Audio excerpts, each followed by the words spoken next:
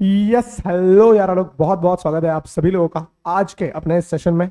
आज अपन बात करने वाले हैं बिजनेस स्टडीज के चैप्टर नंबर 1 के पार्ट 3 के बारे में, जिसके अंदर आज अपन जानने वाले क्लासिफिकेशन ऑफ बिजनेस एक्टिविटीज को आज अपन पूरा डिटेल में पढ़ने वाले हैं यहाँ पे। बढ़िया बढ़िया, जल्दी आ जाओ जल्दी आ जाओ जल्दी आ जाओ। सबसे पहले देखो, सबसे पहले हम स्टार्ट कर रहे हैं क्लासिफिकेशन ऑफ बिजनेस एक्टिविटीज के साथ। सर कितने तरीके की बिजनेस एक्टिविटीज होती है? ब्रॉडली देखा जाए तो बिजनेस एक्टिविटीज को बहुत अलग अलग हिस्सों में बांटा जाता है। सबसे पहले देखो, ये डायग्राम आपको समझाने में बहुत हेल्प करेगा। जैसे सबसे पहले बिजनेस बिजनेस के दो एक्टिविटीज होते हैं, एक होती है इंडस्ट्री और दूसरी होती है कॉमर्स। नाउ बिजनेस एक वाइडर टर्म है जिसके अंदर ये दोनों चीजों को इंक्लूड किया गया है। इंडस्ट्री की जब अपन बात करते हैं तो इंडस्ट्री मतलब वो चीज जहां से गुड्स या सर्विसेज को प्रोड्यूस किया जाता है। क्या किया जाता है? गुड्स या सर्विसेज को प्रोड्यूस किया जाता है, मैन्युफैक्चर किया जाता है। वहीं पे कॉमर्स उसका साथ देता है और उन गुड्स और सर्विसेज को अपने पास तक पहुंचाने में मदद करता है। सर मतलब देखो, एक बहुत ही प्यारा एग्जांपल लेता हूं, तुमको समझ में आ जाएगा। देखो आज आज मेरा एक बिजनेस है। कैसा बिजनेस है सर? देखो मैं बनाता हूँ चड्डी, मैन्युफैक्चर करता हूँ। क्या मैन्युफैक्चर करता हूँ? चड्डी मैन्युफैक्चर करता हूँ। ये मेरी चड्डी है, देखो चड्डी है, नीली नीली छेद वाली चड्डी है। अरे एकदम हवा हवाई चड्डी, हवा हवाई चड्डी। हवा जानी चाहिए कि नहीं जानी चाहिए बेटा? चड्डी के अंदर हवा जानी चाहिए। तो ये मेरी बिजनेस है ना। ये मैं क्या करता हूँ? मैन्युफैक्चर करता हूँ। क्या करता हूँ? मैन्युफैक्चर करता हूँ। अभी ये जो है मैन्युफैक्चर करने की जो मेरी फैक्ट्री है वो आती है इंडस्ट्री के अंदर। किसके अंदर आती है? इंडस्ट्री के अंदर, क्योंकि मैंने गुड्स को बनाया है। लेकिन ये गुड्स आप लोगों तक पहुंचाना इतना आसान है क्या? यहाँ पे आप लोगों को चड्डी पहननी है। क्या पहननी है? चड्डी पहननी है। अरे सबको लगती है चड्डी, उसमें क्या है? तुम लोगों को चड्डी पहननी है। लेकिन क्या फैक्ट्री से डायरेक्टली तुम्हारे पास चड्डी आ सकती है क्या? नहीं आ सकती ना सर। चड्डी को हमारे पास आने के लिए यहाँ पे बीच में कहीं ना कहीं पे सबसे पहले होलसेलर के पास जाना पड़ेगा। होलसेलर या फिर मैं कह सकता हूँ डिस्ट्रीब्यूटर के पास जाना पड़ेगा। सही बात है क्या सर? ये डिस्ट्रीब्यूटर के पास जाने के लिए सबसे पहले इसको ट्रांसपोर्ट करना पड़ेगा। देन यहां से फिर से किसके पास आएगा? रिटेलर के पास आएगा। फिर रिटेलर से आप क्या कर पाओगे? खरीद पाओगे। लेकिन रिटेलर के पास जाने तक अगेन क्या लगेगा? ट्रांसपोर्ट लगेगा कि नहीं लगेगा? आंसर इज यस सर, लगेगा। ये जो सारे सर्विसेज है जो आपके पास एक प्रोड्यूस्ड गुड्स को पहुंचाने में मदद करते हैं, इनको कहा जाता है कॉमर्स। इनको क्या कहा जाता है? कॉमर्स। अभी आपके हर एक गुड्स को आपके पास पहुंचाने के लिए, इस गुड्स को मैन्युफैक्चर करके आपके पास पहुंचाने तक जितनी भी चीजें बीच में आएंगी उन सबको हम डाल देते हैं कॉमर्स के हेड के अंदर। यहाँ पे ट्रांसपोर्टेशन आ गया, यहाँ पे होलसेलर्स, रिटेलर्स, डिस्ट्रीब्यूटर्स सब लोग आ गए जो इस ट्रांजैक्शन को पूरा करने में हेल्प कर रहे हैं। साथ ही साथ इस ट्रांजैक्शन को पूरा करने के लिए कहीं ना कहीं पे मुझे बताओ, आपको बहुत सारी चीजों की हेल्प लगेगी। जैसे कम्युनिकेशन लगेगा, मोबाइल नेटवर्क्स लगेंगे। ये भी चीजें आपके कहां पे आएगी? कॉमर्स के अंदर आएगी। आज अगर आपको कोई गुड्स खरीदने हैं, होलसेलर को कोई गुड्स खरीदने हैं, तो उसको कहीं ना कहीं पे शायद आज उसके पास इमीडिएटली पैसा ना हो, उसको मदद लग सकती है बैंक की, जो उसको क्रेडिट पे गुड्स खरीदने में हेल्प करे, ताकि जब वो रिटेलर को वो गुड्स बेच पाए उसके बाद उसके पास पैसा आएगा और फिर वो फैक्ट्री को पे कर पाएगा। तो यहाँ पे कहीं ना कहीं पे बैंकिंग की हेल्प लगेगी। देन आपके कंपनी को जो गुड्स बना रही है उसको भी बैंक्स की हेल्प लग सकती है, क्योंकि उसके बिना वो प्रोडक्शन कैसे करेगी? पैसों के बिना पैसा नहीं है तो प्रोडक्शन कैसे करोगे? तो ये सारे के सारे फैक्टर्स जो आपके इंडस्ट्री को सपोर्ट कर रहे हैं, इंडस्ट्री को मैन्युफैक्चर करने, प्रोडक्शन करने में सपोर्ट कर रहा है, वो सारे के सारे फैक्टर्स आपके कॉमर्स के अंदर आ जाते हैं। इंडस्ट्री क्या है? इंडस्ट्री छोटी टर्म है। इंडस्ट्री के अंदर बस मैन्युफैक्चरिंग से कंसर्न्ड है, गुड्स बनाने हैं, प्रोड्यूस करने हैं। लेकिन उन गुड्स को बनाने के लिए जितने भी रिसोर्सेस लगने वाले हैं, उन गुड्स को बनाने के बाद आपके पास पहुंचाने के लिए जितने भी चीजें लगने वाली है, वो सारी की सारी चीजें कहीं ना कहीं पे आपके कॉमर्स के अंदर आ जाती है। बढ़िया बढ़िया बढ़िया बढ़िया बढ़िया बढ़िया। अभी देखो देखो इसको अंदर देखो, सबसे पहले इंडस्ट्री को पढ़ेंगे। इंडस्ट्री, और देखो प्राइमरी इंडस्ट्री होती है, सेकेंडरी इंडस्ट्री होती है, टर्शरी इंडस्ट्री होती है।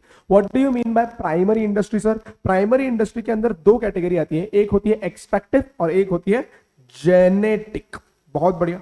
प्राइमरी इंडस्ट्री, सबसे पहला कैटेगरी जो इंडस्ट्री के अंदर आता है वो है primary industries. Include activities concern with extraction and production of natural resources and reproduction of living organisms. Primary industry आपको ऑलरेडी पता है, खेती बाड़ी करना, एनिमल हस्बेंड्री करना। आज मेरा एक क्या कहते हैं गौशाला है जिसके अंदर गाय है, तो ये भी क्या है? ये भी प्राइमरी इंडस्ट्री है। आज मैं नेचुरल रिसोर्सेज से यूज करके क्या कराता हूं?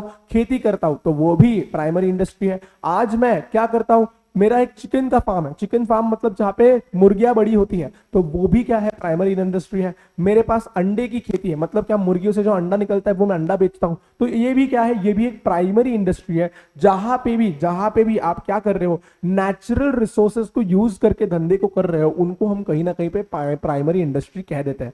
सर और क्या होगा प्राइमरी इंडस्ट्री के अंदर, देखो कोल माइनिंग, आज मैं माइनिंग करता हूं, सोने की खदान निकालता हूं, ऑयल निकालता हूं, यहां पे क्या भी नेचुरल रिसोर्सेज का इस्तेमाल कर रहा हूं क्या मैं, आंसर इज यस सर। यहां भी आप नेचुरल रिसोर्सेज को एक्सट्रैक्ट कर रहे हो या यूज करने के लिए निकाल रहे हो, तो वो भी प्राइमरी इंडस्ट्री के अंदर आ जाएगा।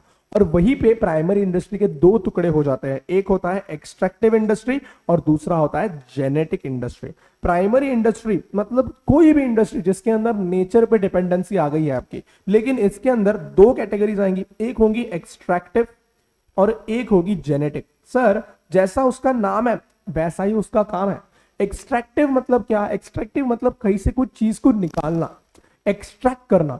तो प्राइमरी इंडस्ट्री जो एक्सट्रैक्टिव कैटेगरी में आती है, वो कहीं ना कहीं पे नेचुरल रिसोर्सेस को कहीं से निकालने की कोशिश कर रही है। जैसे सर ऑयल एंड गैस, आप क्या करने की कोशिश कर रहे हो, एक्सट्रैक्ट करने की कोशिश कर रहे हो, कहीं से कोई चीज को खींच के निकालने की कोशिश कर रहे हो। आपका कोल का माइन है, आपका सोने की खदान है, आप कहीं ना कहीं से कुछ एक्सट्रैक्ट करने की यहां पे कोशिश कर रहे हो। वहीं पे जेनेटिक इंडस्ट्रीज मतलब ऐसी इंडस्ट्री जहां पे आप कुछ खोद खुदाई का काम नहीं कर रहे हो, यहां पे आप बस साइंस का इस्तेमाल करके, टेक्नोलॉजी का इस्तेमाल करके नेचुरल रिसोर्सेज का सही इस्तेमाल कर रहे हो। जैसे एनिमल हस्बेंडरी, आप ब्रीडिंग कर रहे हो एनिमल्स का, आप खेती बाड़ी कर रहे हो, तो ये सारी चीजें आपके जेनेटिक इंडस्ट्री का पार्ट बन जाती है। बढ़िया, सबसे पहले देखो प्राइमरी इंडस्ट्री को डिवाइड किया गया एक्सट्रैक्टिव इंडस्ट्रीज में, जिसके अंदर आएंगे आपके माइनिंग आएगी, लंबरिंग आएगी, हंटिंग आएगी। आप हंटिंग कर रहे हो, वो भी कहीं ना कहीं पे एक्सट्रैक्शन का ही पार्ट हो जाता है। इन्होंने यहाँ पे एक्सट्रैक्टिव में फार्मिंग भी लिखा है, गलत नहीं है, क्योंकि फार्मिंग में भी कहीं ना कहीं पे आप जमीन को एक्सट्रैक्ट करते हो, यानी जमीन से नेचुरल रिसोर्सेज को एक्सट्रैक्ट करते हो, लेकिन कहीं ना कहीं पे फार्मिंग जो खेती बाड़ी से रिलेटेड है, वो कहीं ना कहीं पे आपके जेनेटिक इंडस्ट्री का भी पार्ट बन सकती है। जेनेटिक इंडस्ट्री में देखो इन्होंने क्या लिखा है, breeding plants and animals, seeds, nursery companies, जो यहाँ पे आप छोटे छोटे देखते हो ना, पॉली हाउस वगैरह देखते हो, वो जेनेटिक इंडस्ट्रीज का पार्ट है। कैटल ब्रीडिंग फार्म्स, आप जानवरों को वगैरह बड़ा कर रहे हो, वो भी आपके जेनेटिक इंडस्ट्री का पार्ट है। पोल्ट्री फार्म्स, अंडे मुर्गी वाले फार्म्स, वो भी आपके जेनेटिक इंडस्ट्री का पार्ट है। फिश हैचरी, यानी यहाँ पे आप फिश को ब्रीडिंग कर रहे हो, तो वो भी सारी चीजें क्या है, वो आपकी जेनेटिक इंडस्ट्री का पार्ट बन जाती है। बढ़िया। देन सबसे पहले देखो इसके बाद आता है, उसके बाद आता है आपका सेकेंड इंडस्ट्री जो है सेकेंडरी इंडस्ट्री। सेकेंडरी इंडस्ट्री को दो हिस्सों में डिवाइड किया जाता है, एक है मैन्युफैक्चरिंग और एक है कंस्ट्रक्शन इंडस्ट्री। कंस्ट्रक्शन इंडस्ट्री का सबसे पहले अपन देखते हैं कंस्ट्रक्शन इंडस्ट्री को, पहले सेकेंडरी इंडस्ट्री का मीनिंग देखते हैं। सेकेंडरी इंडस्ट्री का मीनिंग क्या है सर, सेकेंडरी इंडस्ट्री का मीनिंग होता है जो आपने नेचुरल रिसोर्सेस प्राइमरी सेक्टर से निकाल लिए है, एक्सट्रैक्ट कर लिए, अभी उनको इस्तेमाल भी तो करना पड़ेगा, उनको कुछ करना भी तो पड़ेगा, उनके ऊपर कुछ प्रोसेस करनी पड़ेगी, तभी तो जाके आगे जाके लोग उसको इस्तेमाल कर पाएंगे। तो सेकेंडरी इंडस्ट्री का एक ही चीज होता है, using material extracted eight primary industry. जो प्राइमरी इंडस्ट्री ने मेहनत की है, जो एक्सट्रैक्ट करके रिसोर्सेस लाए हैं, उनके ऊपर काम करना और आपको एक फिनिश प्रोडक्ट देना। सर एग्जाम्पल, आज मान लो शुगर जो है वो सेकेंडरी इंडस्ट्री से निकल के आती है, लेकिन शुगर बनी कहां से, सबसे पहले गन्ने का खेत लगा होगा, कहीं पे गन्ने का खेत लगा है तो वो प्राइमरी इंडस्ट्री है, क्योंकि वो एक एक्सट्रैक्टिव इंडस्ट्री का पार्ट है। जहां पे खेत कर रहे हो आप, कुछ जमीन से एक्सट्रैक्ट कर रहे हो, वो जेनेटिक इंडस्ट्री का भी पार्ट बन सकता है, लेकिन अपन मानते हैं एक्सट्रैक्टिव का है। तो वहां पे आपने जमीन से कुछ एक्सट्रैक्ट किया है, तो आपके पास गन्ना आया है। अभी ये गन्ना शुगर है क्या, नहीं ना, इस गन्ने को आप फैक्ट्री में दोगे, फैक्ट्री उस पर प्रोसेस करेगी और उसको एक फाइनल प्रोडक्ट बनाएगी। तो ये जो फाइनल प्रोडक्ट बनाने की जिम्मेदारी है, ये जिम्मेदारी उठाती है आपकी secondary industry. Process such as materials to produce goods for final consumption और फर्दर प्रोसेसिंग यहां पे होता है। इसके अंदर मैन्युफैक्चरिंग एंड कंस्ट्रक्शन इंडस्ट्रीज आते हैं। सर इसके अंदर आपको एग्जांपल देते हो तो देखो, आपको मैन्युफैक्चरिंग इंडस्ट्री पूरी पढ़नी है, उसके अंदर बहुत सारे ample of amount of examples आपको मिल जाएंगे। मैन्युफैक्चरिंग इंडस्ट्री क्या करती है, manufacturing industries are engaged in producing goods through processing raw materials. ये रॉ मटेरियल्स को प्रोसेस करके क्या बनाना चाहते हैं, गुड्स बनाना चाहते हैं। जैसे गन्ने को प्रोसेस करते शक्कर बनाना चाहते हैं, मक्के को प्रोसेस करके आटा बनाना चाहते हैं, गेहूं को प्रोसेस करके आटा बनाना चाहते हैं। ये सारी चीजें कौन सी इंडस्ट्री में है, मैन्युफैक्चरिंग इंडस्ट्री का पार्ट बन जाती है। नाउ फॉर एग्जाम्पल देखो कैटेगरी में मैन्युफैक्चरिंग इंडस्ट्री को भी 4 टुकड़ों में बांटा गया है। एक है एनालिटिकल इंडस्ट्री, एक है सिंथेटिक इंडस्ट्री, एक है प्रोसेसिंग इंडस्ट्री और एक है असेंबली इंडस्ट्री।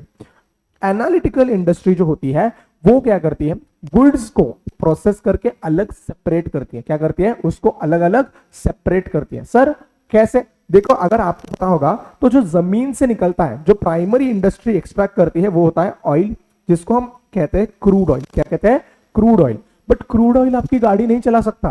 क्रूड ऑयल में वो शक्ति नहीं होती कि वो आपकी गाड़ी को पावर दे सके। आपकी गाड़ी को जो पावर देने के लिए लगता है वो होता है पेट्रोल। तो इस क्रूड ऑयल पे एक प्रोसेस करनी पड़ती है जो एनालिटिकल इंडस्ट्री करती है, और इस क्रूड ऑयल को कन्वर्ट किया जाता है पेट्रोल, डीजल, देन आपका और क्या गैस आ सकता है, केरोसिन आ सकता है। इन सारी चीजों में उनको कन्वर्ट किया जाता है। क्रूड ऑयल को बहुत गर्म करते हैं ना तो उससे पेट्रोल निकलता है, और गर्म करते हैं डीजल निकलता है। ऐसी एक प्रोसेस होती है।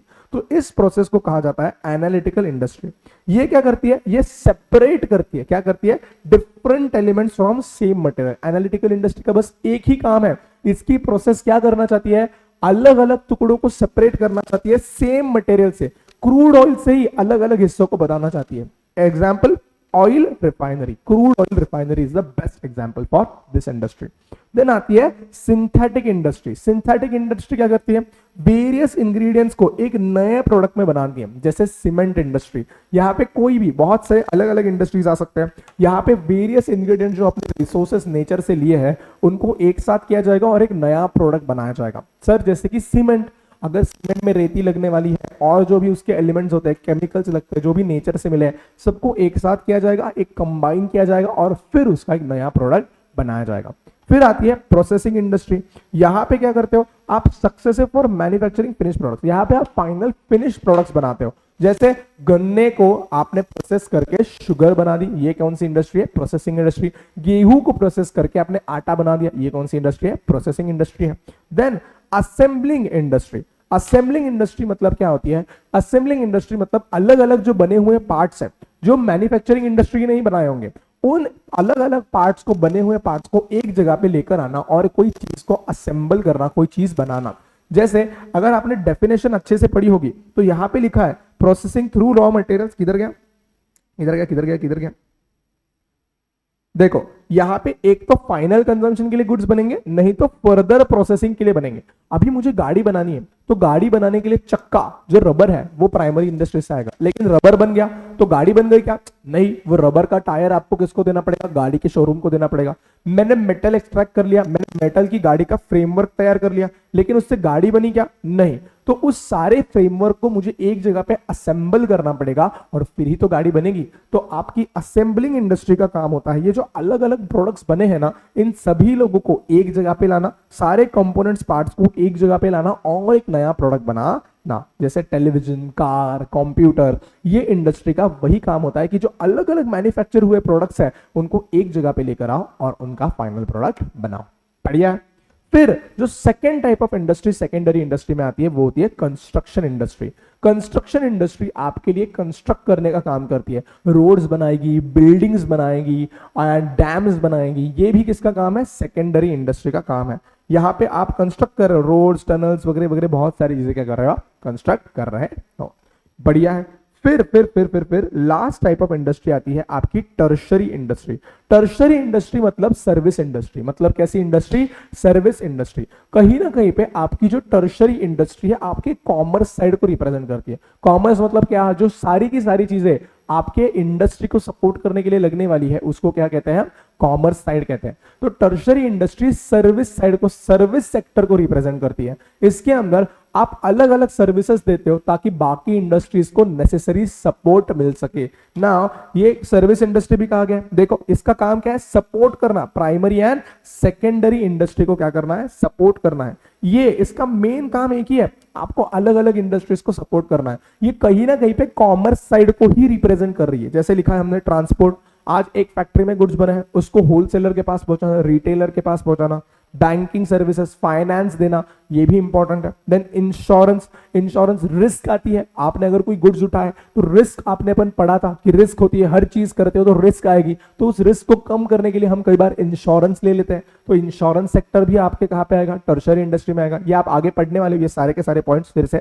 वेयर हाउसिंग, एक साथ सारे गुड्स इस्तेमाल करने की जरूरत पड़ती है क्या, नहीं पड़ती है। आज एक ही बार इंडिया में सारी की सारी जगह पे शक्कर बनती है, एक ही टाइम होता है जब गन्ने की खेती होती है, उसको एक्सट्रैक्ट किया जाता है और उसका पूरा का पूरा रस निकाल के शुगर बना दी जाती है एक ही बार में।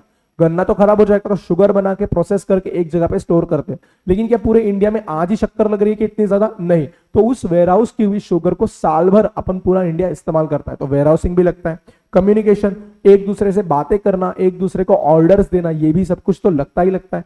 पैकेजिंग इंडस्ट्री है, एडवर्टाइजिंग इंडस्ट्री है, आपके पास जो गुड्स आते हैं उनको पैकेज करना पड़ता है, उनको 1 किलो के सैचे में, 2 किलो के सैचे में डालना पड़ता है। एडवर्टाइजिंग इंडस्ट्री भी जो आपके बाकी इंडस्ट्रीज को सपोर्ट करिए, बिना एडवर्टाइजिंग के आजकल कोई प्रोडक्ट बिकने वाला नहीं है, तो वो भी आपके टर्शरी इंडस्ट्री का पार्ट आता है। ये कहीं ना कहीं पे सारे के सारे इंडस्ट्रीज जो आप यहाँ पे देख रहे हो, माइक गिर जाता बेटा, अभी मेरा लग जाती मेरी, तो यहाँ पे क्या है, ये सारे के सारे इंडस्ट्रीज क्या है, ये आपके टर्शरी सेक्टर का पार्ट बनते हैं। कहीं ना कहीं पे ये सारी की सारी चीजें कॉमर्स स्ट्रीम को रिप्रेजेंट करती है। बढ़िया। नाउ अपन एक्चुअली इंडस्ट्री और कॉमर्स के बीच का डिफरेंस समझ सकते हैं। जब अपने को इंडस्ट्री के अंदर आता क्या है ये समझ में आ गया तो कॉमर्स साइड को समझना आप थोड़ा बेटर हो जाता है। इंडस्ट्री एनकम्पसेस, मतलब उसके अंदर क्या क्या आता है, प्राइमरी, सेकेंडरी, टर्शरी सेक्टर्स आता है जो प्रोडक्शन और प्रोसेसिंग पे ध्यान देते हैं। वहीं पे कॉमर्स क्या है, commerce includes trade and auxiliaries to trade. Commerce के अंदर ऐसी चीजें आती है, अभी trade and auxiliaries to trade क्या है ये मैं डिस्कस करूंगा आपके साथ, लेकिन आसान भाषा में कॉमर्स के अंदर वो सारी चीजें आती है जो आपके इंडस्ट्री को सपोर्ट करने के लिए जरूरी है। सबसे पहले अपन ने यहाँ पे देखा मैन्युफैक्चरिंग में कितने आते हैं, एनालिटिकल आती है, सिंथेटिकल आती है, प्रोसेसिंग आती है, असेंबलिंग आती है, और कंस्ट्रक्शन इंडस्ट्री आपके मैन्युफैक्चरिंग और कंस्ट्रक्शन इंडस्ट्री आपके सेकेंडरी इंडस्ट्री का पार्ट बनते हैं। फिर अभी आए हैं अपन कॉमर्स में, जिसके अंदर दो चीजों के अंदर आपको सबसे पहले डिफरेंशिएशन पता होना चाहिए। एक है ट्रेड और दूसरा है ऑक्सिलरीज टू ट्रेड। ट्रेड का मतलब होता है आसान भाषा में गुड्स की खरीदी बिक्री, सर्विसेज की या गुड्स की खरीदी बिक्री को ट्रेड कहा जाता है। जैसे आज मैं गया रिटेलर के पास, उसको 100 रुपए दिए, उससे गुड्स खरीदे, ये क्या है, ये ट्रेड है। वैसे ही रिटेलर होलसेलर के पास गया, उसने होलसेलर को पैसे दिए, वहां से गुड्स खरीदे, ये क्या है, ये ट्रेड है। ये क्या है, ट्रेड। बढ़िया है क्या? देखो मैं एक डायग्राम बनाता हूं, तुमको समझ में आएगा। ये मान लो होलसेलर है, होलसेलर ने 100 केजी गुड्स दिया, उसके बदले 1 लाख रुपए दिए, किसने, रिटेलर ने। किसने दिए, रिटेलर ने। ये जो बाइंग सेलिंग हुई है, ये जो बाइंग सेलिंग हुई है, इसको क्या कहोगे, ट्रेड कहोगे। क्या कहोगे, ट्रेड।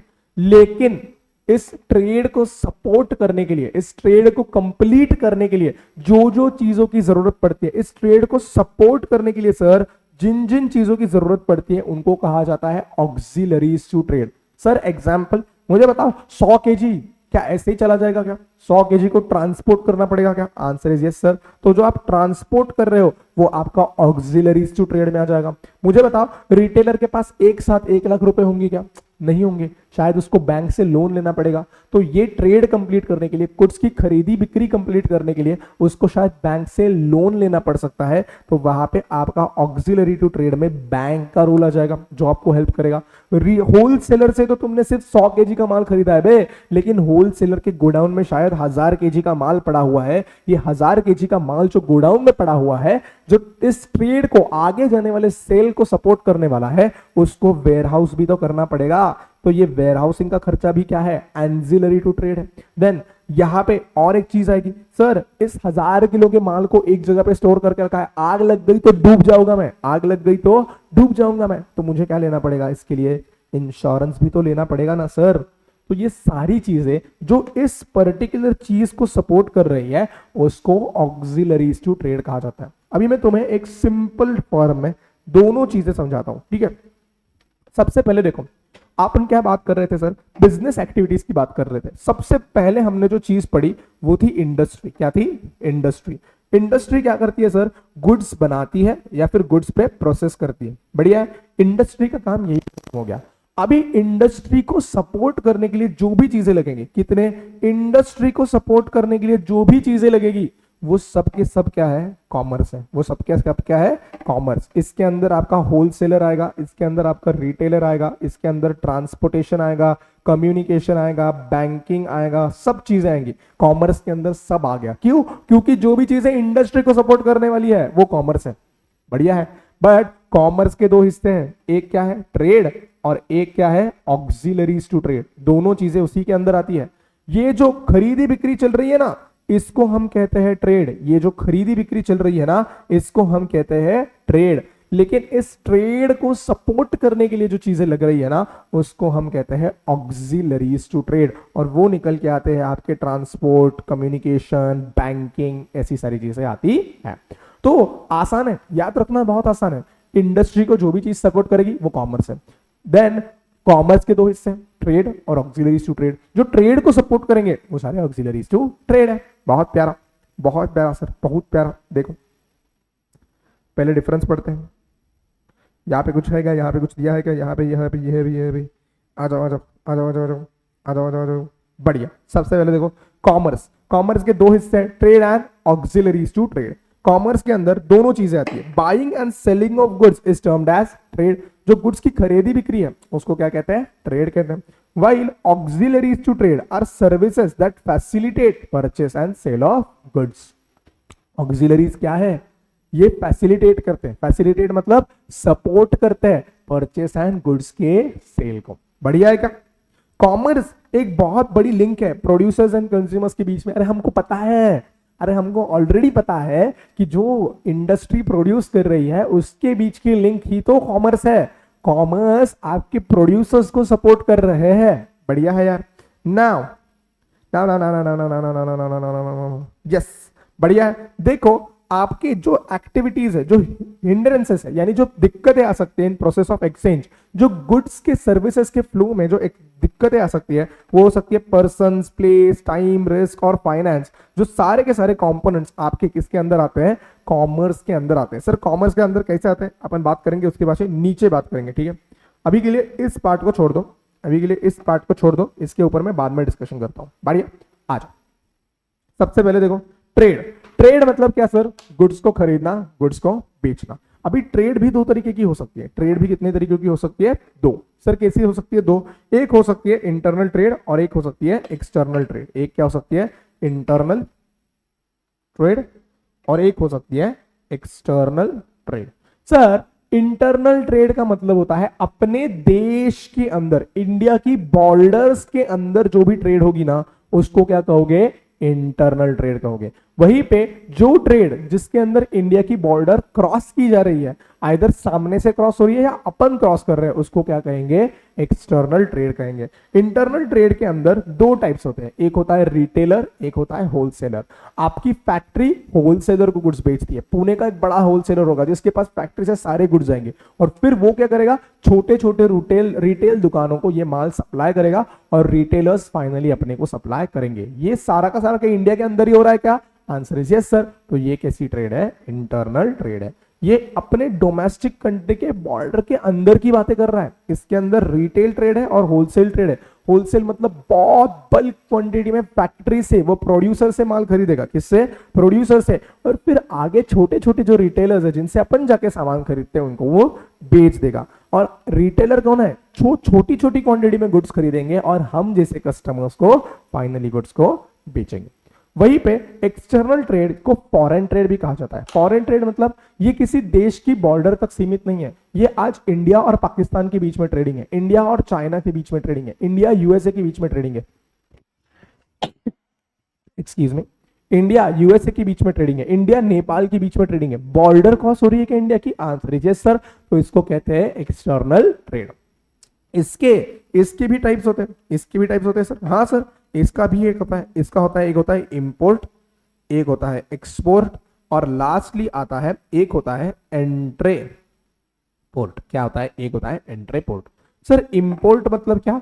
जब आप बाहर से गुड्स को अपने देश के अंदर लाते हो तो उसको कहा जाता है इंपोर्ट। जैसे मैं आज चाइना से जाके बैटरी खरीद के लेकर आया, दिस इज इंपोर्ट। मैं आज रशिया से जाके तेल खरीद के लेकर आया, तुमको क्या करना है, ठीक है? देन मैं गया यूएसए से जाके साइकिल खरीद के लेकर आया, ये क्या है? इंपोर्ट। दूसरा होता है एक्सपोर्ट। एक्सपोर्ट मतलब जब चीजें अपने देश से बाहर के देश में जाती है, जैसे इंडिया से स्पाइसेस अमेरिका जाते हैं, इंडिया से मैंगोज अल्फांसो मैंगो बाहर के देशों में एक्सपोर्ट होता है, this is what, this is export. वहीं पे एंट्रीपोर्ट क्या है सर? एंट्रीपोर्ट आपके लिए नया है, इंपोर्ट और एक्सपोर्ट तो शायद आपको पता भी हो। देखो एंट्रीपोर्ट मतलब क्या होता है, एक देख लो, ये मान लो ये है यूएसए, क्या है यूएसए, ये है इंडिया, और इंडिया का ये है सी बॉर्डर, और ये है नेपाल, क्या है नेपाल।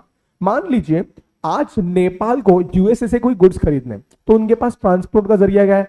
फ्लाइट से बेच सकते, खर्चा होगा।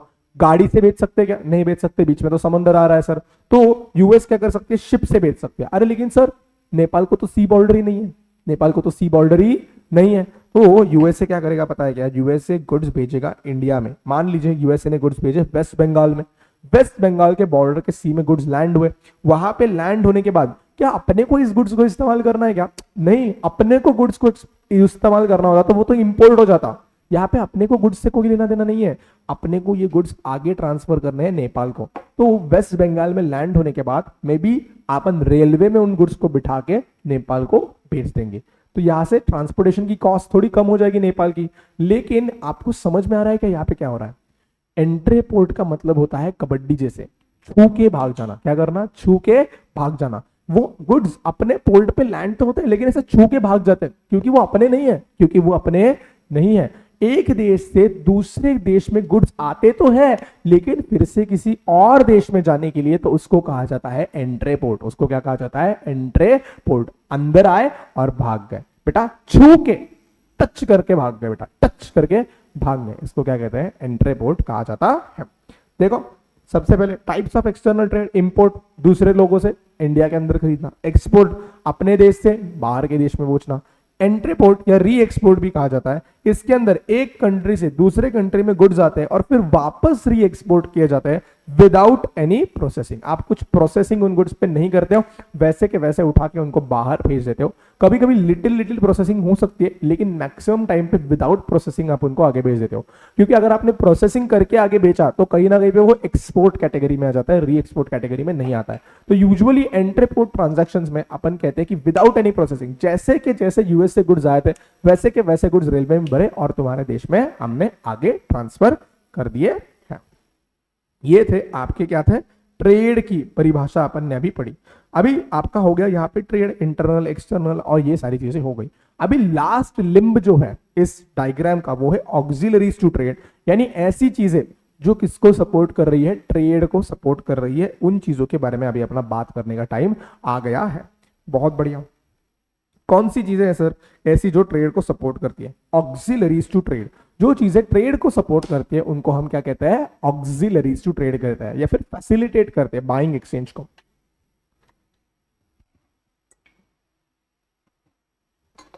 बढ़िया। चलो सबसे पहला आया है ट्रांसपोर्टेशन एंड कम्युनिकेशन। क्या आया है? Transportation and communication. आज जो गुड्स दिल्ली में बने हैं मुझे पुणे में चाहिए, तो सबसे पहला जो सपोर्ट सिस्टम लगेगा वो है ट्रांसपोर्टेशन का।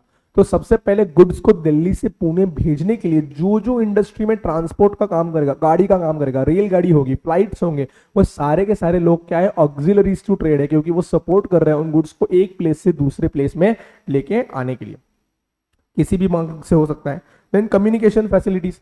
अरे भाई आज मुझे दिल्ली में ऑर्डर प्लेस करनी है, पुणे में गुड्स खरीदने हैं, तो ये सबसे पहले वो चैनल तो होना चाहिए जिससे मैं दिल्ली को ऑर्डर दूं कि तुम मुझे गुड्स भेजो। तो ये जो होता है उसको कहते हैं communication facilities. Enables producers to exchange information from one another. आज जो तुम अमेजॉन पे ऑर्डर प्लेस करते हो वो जो कम्युनिकेशन है कि तुम यहां बैठे हुए रिटेलर तुम यहां बैठे हुए कंज्यूमर किसी रिटेलर को जो ऑर्डर दे रहे हो, वो अमेजॉन का कम्युनिकेशन चैनल है। वही तो ट्रेड को सपोर्ट कर रहा है, वही तो buying and exchange of goods को सपोर्ट कर रहा है। आज अमेजॉन प्लेटफॉर्म नहीं होता तो ये ट्रेड कंप्लीट नहीं हो पाता। बढ़िया है। देन आता है बैंकिंग एंड फाइनेंस। क्या आता है? बैंकिंग एंड फाइनेंस आता है। मुझे बताओ आज बिना क्रेडिट के धंधा करना पॉसिबल है क्या? बहुत मुश्किल है। अनलेस एंड अनटिल तुम अंबानी हो, तुम्हें उधार उठाना पड़ेगा, उसके बिना धंधा करना पॉसिबल नहीं है। तो क्रेडिट उठाओगे, बैंक से लोन लेने के लिए जाओगे, तभी तो आगे गुड्स बना पाओगे, तभी तो गुड्स को आगे बेच पाओगे। इसीलिए बहुत बहुत इंपॉर्टेंट हो जाता है कि आपके लिए क्रेडिट फैसिलिटी होनी चाहिए। तो बैंक जो है फाइनेंस का प्रॉब्लम सॉल्व करने में मदद करती है, यानी पिस्सों का प्रॉब्लम सॉल्व करने में मदद करती है। Bank overdraft, credit facilities, loans, advances देती है। ये अलग अलग टर्म्स है, overdraft, cash credit, loans, advances, लेकिन सबका आसान भाषा में मतलब इतना ही है, बैंक आपको पैसा देती है। आपको क्या देती है? लोन देती है इस्तेमाल करने के लिए, और आप उस लोन का, उस पैसे का इस्तेमाल करके अपने धंधे को, अपने ट्रेड को कंप्लीट कर पाते हो। फिर आता है इंश्योरेंस। हमने नीचे ही पढ़ा, रिस्क है तो इश्क है, बिना रिस्क के आप धंधा ही नहीं कर सकते। लेकिन हमने और एक बहुत इंपॉर्टेंट पॉइंट पढ़ा था कि रिस्क को एलिमिनेट नहीं किया जा सकता, लेकिन मिनिमाइज किया जा सकता है। आज अगर मेरे गोडाउन में 1000 किलो का माल पड़ा हुआ है, मैंने इंश्योरेंस नहीं लिया होगा और गोडाउन में आग लग गई, तो सारा का सारा पैसा डूब जाएगा। लेकिन मान लीजिए मैं थोड़े पैसे भर के इंश्योरेंस लिया होता, तो क्या होता? इंश्योरेंस कंपनी से मैं थोड़ा पैसा वसूल कर लेता, शायद मेरा 1 लाख की जगह सिर्फ और सिर्फ 50,000 का नुकसान होता। तो इंश्योरेंस कंपनी क्या करती है? मुझे लॉस से बचाए रखने में मदद करती है। हर बिजनेस को रिस्क है किसी ना किसी तरीके की, इसीलिए इंश्योरेंस कंपनीज आपको क्या करती है? उस रिस्क को कम करने में मदद करती है। आपको कुछ नॉमिनल प्रीमियम देना पड़ सकता है, शायद मुझे साल का 1000 रुपए देना पड़ेगा, लेकिन मेरा 50,000 रुपीज का लॉस में बचा सकता हूं अगर कोई एक्सीडेंट हो गया तो इंश्योरेंस कंपनीज ये भी करने में मुझे मदद करती है। अगर इंश्योरेंस नहीं होगा और कोई बड़ी रिस्क आ गई मेरे ऊपर, तो फिर तो मेरा धंधा ही बंद हो जाएगा, फिर तो कोई क्या कॉमर्स, फिर तो क्या इंडस्ट्री, सब कुछ बंद। तो insurance companies are also very important. Then आता है वेयर हाउसिंग। वेयर हाउसिंग, आज मुझे बताओ, आज मैंने पूरा का पूरा ग्रेप्स होते हैं, पता है तुमको? ग्रेप्स की खेती जो है वो सिर्फ ठंड में होती है। ठंड होने के बाद साल भर ग्रेप्स आते नहीं है। लेकिन क्या साल भर दारू पीते हो क्या? हम तो पीते नहीं। अरे चुप बैठो, मेरे को सब पता है, वाइन पीते हो, दारू पीते हो, सब पीते हो। हाँ, तेरे को जानता नहीं क्या मैं तुम लोगों? हाँ, तो मुझे बताओ, ये जो सारी की सारी दारू बन जाती होगी, ये तो ठंड के बाद ही बन जाती होगी, बाकी तो साल भर दारू बनाने के लिए ग्रेप्स आते ही नहीं है। फिर सर दारू का सप्लाई पूरे साल कैसे चलता है?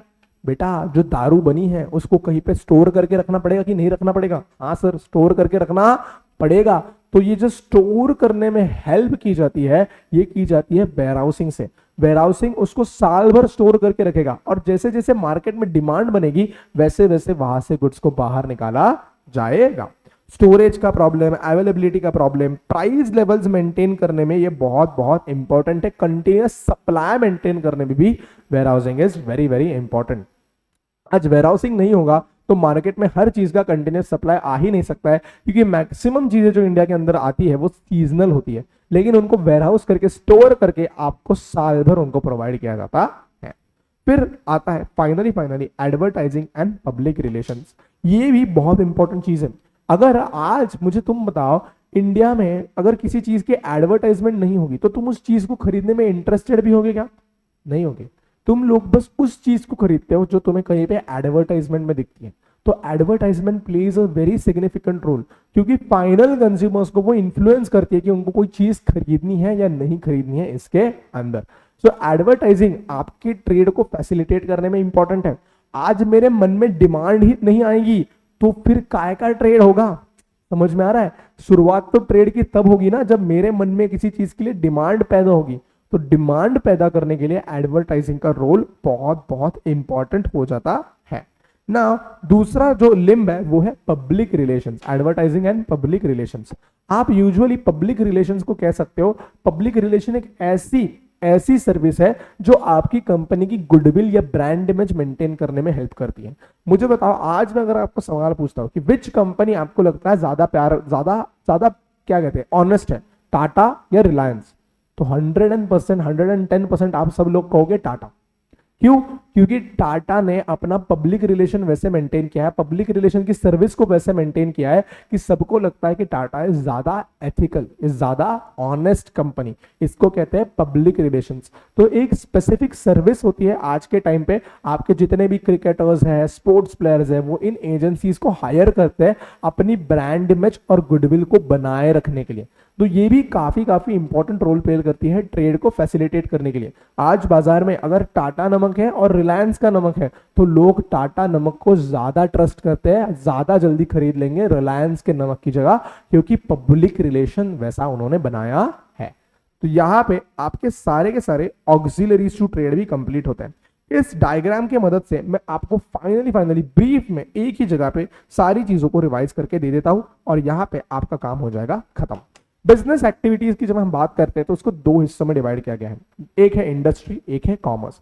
इंडस्ट्री मतलब गुड्स या सर्विसेज को जो चीज प्रोड्यूस करती है उसको कहा जाता है इंडस्ट्री, और इस प्रोड्यूस की गई सर्विस को आप तक पहुंचाने के लिए आपको सपोर्ट करने की जरूरत पड़ती है उस इंडस्ट्री को, उस चीज को कहा जाता है कॉमर्स। जो चीज इंडस्ट्री को सपोर्ट करती है फाइनल कंज्यूमर्स तक उन सर्विसेज को पहुंचाने के लिए, उसको कहा जाता है कॉमर्स। इंडस्ट्री के तीन हिस्से हैं, एक है प्राइमरी, एक है सेकेंडरी, एक है टर्शरी। प्राइमरी इंडस्ट्री मतलब जो नेचुरल रिसोर्सेज पे डिपेंडेंट है, वो एक तो नेचुरल रिसोर्सेज को एक्सट्रैक्ट कर रही है या नेचुरल रिसोर्सेज का इस्तेमाल करके अपनी सर्विसेज जनरेट कर रही है। इसके अंदर एक्सट्रैक्टिव भी आ सकती है, जेनेटिक भी आ सकती है। एक्सट्रैक्टिव मतलब जो नेचुरल रिसोर्सेज को एक्सट्रैक्ट कर रही है, यानी खान या फिर तेल की खान, ये क्या है? एक्सट्रैक्टिव। जेनेटिक मतलब कहीं पे साइंस का इस्तेमाल करके या फिर किसी चीज का इस्तेमाल करके आप नेचुरल रिसोर्सेज का यूज कर रहे हो, जैसे पोल्ट्री फार्म्स, इसके अंदर आप क्या कर रहे हो? जेनेटिकली ब्रीडिंग करके आप क्या कर रहे हो? खेती बाड़ी कर रहे हो, जिससे आप आगे सप्लाई कर सकते हो।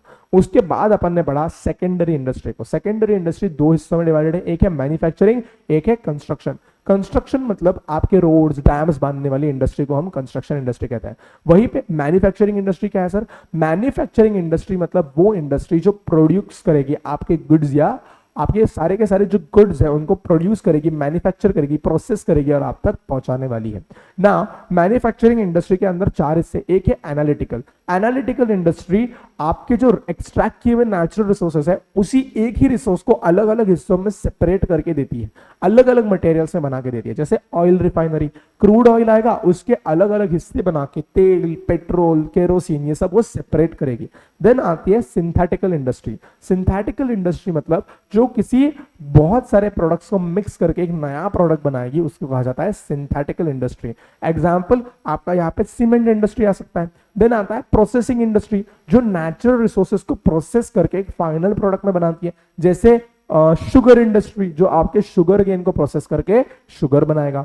देन आता है असेंबलिंग इंडस्ट्री, जो बहुत सारे मैन्युफैक्चर्ड प्रोडक्ट्स को और फर्दर प्रोसेस करके उनको असेंबल करके आप तक एक फाइनल प्रोडक्ट बना के देगा, जैसे मोबाइल फोन या फिर गाड़ी या फिर कंप्यूटर बनाने वाली चीजें, जिसके अंदर अलग अलग प्रोड्यूस किए गए चीजों को एक जगह पे लाके असेंबल करके आप तक उनका सप्लाई किया जाता है।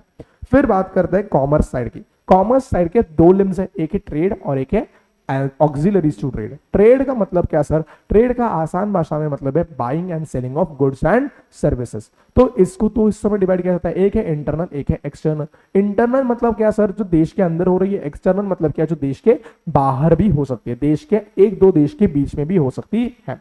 इंटरनल मतलब रिटेल और होलसेल भी आता है उसके अंदर। रिटेल मतलब जब आप छोटी क्वांटिटी में खरीद के फाइनल कंज्यूमर्स को बेच रहे हो। होलसेल मतलब आप लार्ज क्वांटिटी में प्रोड्यूसर्स से खरीद के रिटेलर्स को बेच रहे हो। देन ऑक्सिलरीज टू ट्रेड क्या है सर? ये ऑक्सिलरीज टू ट्रेड वही होता है जो इस बाइंग एंड सेलिंग को सपोर्ट करने के लिए बने हुए थे। मैं एक्सटर्नल ट्रेड भूल गया। एक्सटर्नल ट्रेड में क्या है? एक तो आता है इंपोर्ट, जब आप बाहर से कोई चीज इंपोर्ट कर रहे हो देश के अंदर। एक्सपोर्ट मतलब अपने देश से बाहर के देश में बेच रहे हो। एंट्रीपोर्ट मतलब बाहर के देश से इंडिया के अंदर गुड्स आए, कुछ समय के लिए रहे और आपने उसको वापस किसी दूसरे देश में री एक्सपोर्ट कर दिया है बिना किसी प्रोसेसिंग के।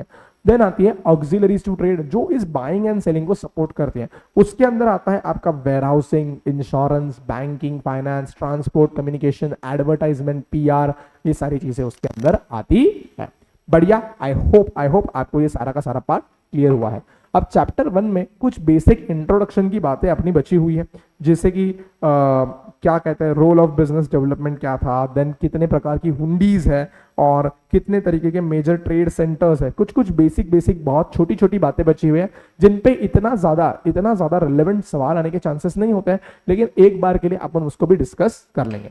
चलो यार लोग, फिर इसी के साथ इस सेशन को समाप्त करता हूं। जरूर सेशन पसंद आया तो कमेंट करके जरूर जाना। आप सभी लोगों के साथ ऐसी मुलाकात करता हूं अगले सेशन में। तब तक के लिए बाय बाय।